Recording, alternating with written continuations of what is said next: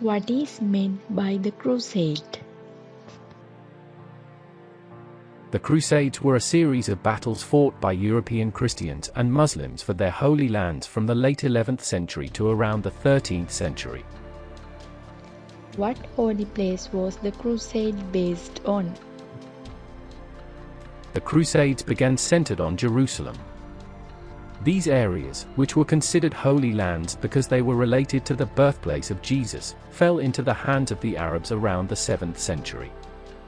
But Christians were allowed to worship the land. Around the 11th century, the situation changed when the Seljuk Turks defeated the Abbasid Caliph, occupied those areas and began to expand their power towards Asia Minor. In AD 1071, they defeated Romanus, the Roman emperor of Eastern Byzantium, and conquered Anatolia, a very fertile region that belonged to that emperor. And it seemed that the next step was to invade Constantinople. Why did the First Crusade take place? Seljuk Turks, who were a group of people who had recently embraced Islam, did not have a good attitude towards the Christians who went on pilgrimage to the areas under them. There were constant stories of persecution and sometimes killing of Christians who went on pilgrimage. With the capital of his empire under threat, Byzantine Emperor Alexius Comnenus was forced to seek help from Second Pope Urban.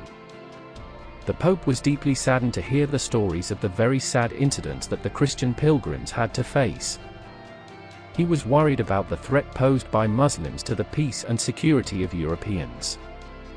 Therefore, he said that Christ Europe should fight against the Turks to protect the Holy Lands. Many church officials and dignitaries joined in response to the Pope's call to come against the Muslims. They gathered at Clermont in France, where the Pope supported the fight. Most of them wore a cross and prepared for battle, so those battles are called the Crusades. Christians joined the Crusades with great zeal and courage. The Pope promised to forgive the sins of those participating in the Crusades and to protect their property. It was also declared that if they die in war, they will go to eternal heaven. It gave an opportunity to those who were fit and unfit to fight for religion. Along with nobles, merchants, knights, not only idiots, but also thieves joined the battle with the goals of fulfilling their selfish ambitions. When did the First Crusade occur? The First Crusade took place in the period between 1096 to 1099 AD. In response to the Pope's call, a group of about 10,000 men, women, and children marched towards Jerusalem under the leadership of Peter the Hermit, a priest, and Walter Pernillus, a knight. They had to face untold hardships due to lack of proper weapons and shortage of food and drink. Most of them died on the way and the rest were killed by the Turks. However, an army consisting of about 30,000 troops, under the leadership of powerful elites, marched towards the Holy Land by land and sea routes. Gathering at Constantinople, they regrouped and crossed the straits and attacked the Turks. Which side won the First Crusade? After a fierce battle, the Christians managed to capture Jerusalem in 1099 AD. They then established a feudal Latin state in Jerusalem under Godfrey of Bouillon. In order to protect the state from the Turks, several religious organizations with a military face were established.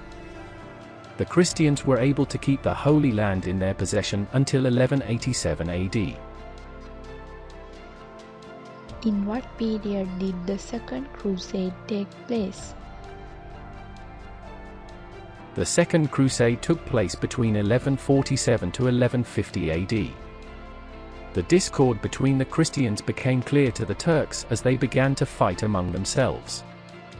Taking advantage of it, the Turks captured Edessa, an extremely important Christian center, in 1144 AD. The Christians were horrified by it. Third Pope Eugene called them to a Second Crusade. Holy Roman Emperor III Conrad and IV Louis of France led the Second Crusade. But they failed to retake Edessa. The Christians who participated in that battle from Germany and France fought among themselves and could not achieve their desired goal. The Turks advanced slowly, and one by one the centers of the Christians fell into their hands. Saladin, a great Turkish emperor, was able to win back Jerusalem in 1187 AD. He was a wise emperor in Egypt who united all Muslims in the Middle East and West Asia. What led to the Third Crusade? The loss of Jerusalem was a tremendous blow to Western Christendom. Hence the Third Crusade began in the period 1189 to 1192 AD. The Third Crusade is considered very important as it fought several powerful kings in Europe and their common enemy, the Turkish Emperor Saladin. Kings like Richard of England, Philip Augustus of France, and the Holy Roman Emperor of Germany, Frederick Barbarossa, took part in the battle, but they did not like each other. Frederick Barbarossa fell and died while crossing the Salaf River.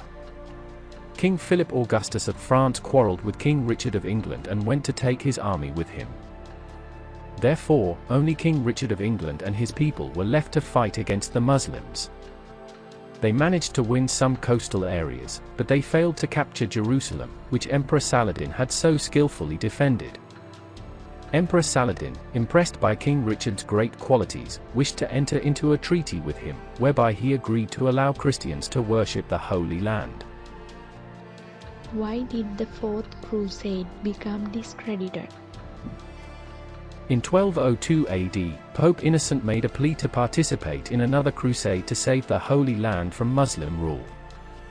Unfortunately, during the Crusades, Christians did not fight against Muslims, but among themselves, so this was a battle that brought great disgrace to Christians.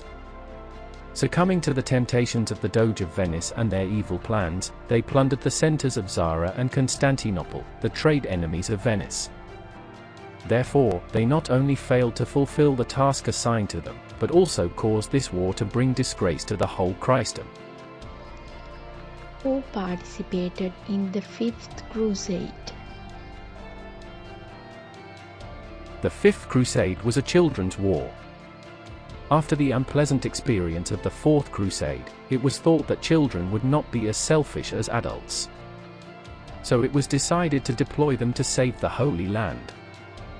Around 30,000 children headed towards the Holy Land under the leadership of a young German named Nicholas. It became not a war but a very pathetic incident as they died of diseases and starvation on the way. After that, there were several crusades, but none of them succeeded in saving the Holy Land. What were the final results of the crusade? The goal of the First Crusade was to save the Christian Holy Lands were not achieved. Islam spread unhindered in other areas as well. The importance and power of the Byzantine Empire began to gradually decline, and in 1453, its capital, Constantinople, fell to the Turks. The Crusades had some good results. The changes in medieval life in Europe were hastened by the Crusades. The Europeans who participated in those wars had the opportunity to connect with the Eastern countries, which had a more advanced civilization than the European countries. And thus they brought new ideas and plans to Europe. Oriental products were taken to Europe and they propagated them in their own countries. Therefore, there was a constant demand in Europe for Eastern products such as spices, silk cloth, sugar, medicines, precious stones, glass, fresh fruits, etc. Thus, when there was a demand for Eastern goods in Europe, European merchants established trade relations with Eastern countries. This trade was almost entirely controlled by Italian cities like Venice, Geneva, and Pisa, and the merchants of those cities became extremely wealthy. Cities at the crossroads of trade routes also developed rapidly.